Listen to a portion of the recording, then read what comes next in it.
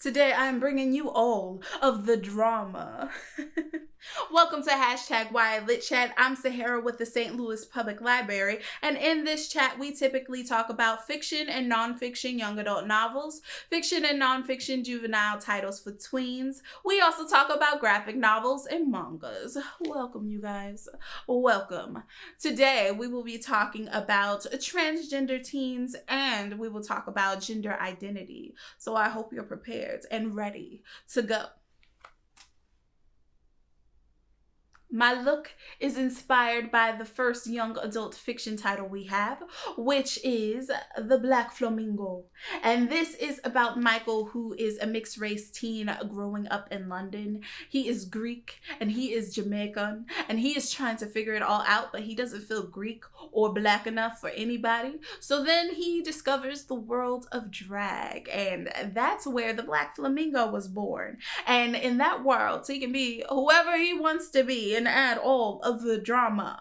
I love it. I love that this features the drag world. I feel like we don't have enough books talking about it, and this is a great book that talks about it. It is also a book written in verse, which y'all know I live for, so it's great.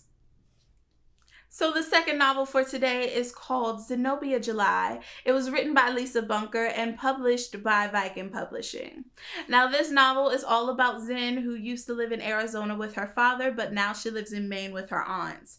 And before, she was thought of as a boy because she looked like a boy, but that wasn't who she was. So now she gets to live fully as herself in girl formation. Okay.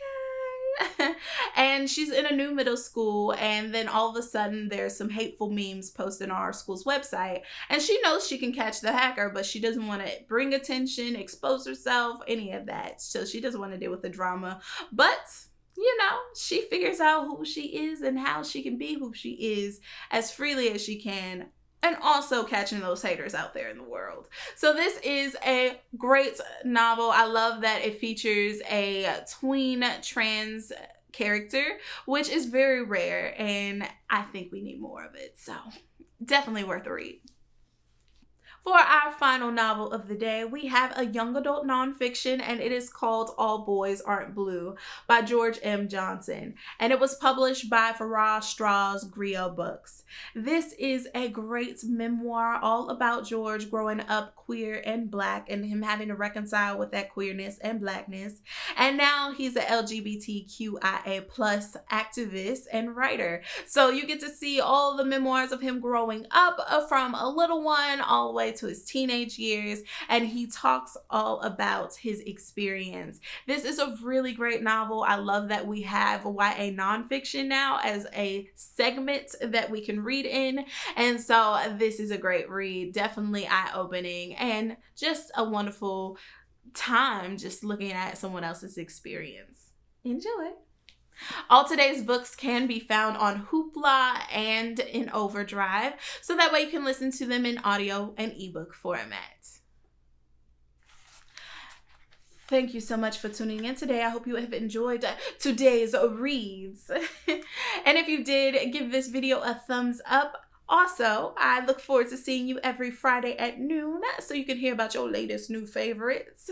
Head on over to slpl.org so you can check out the resources we have available there.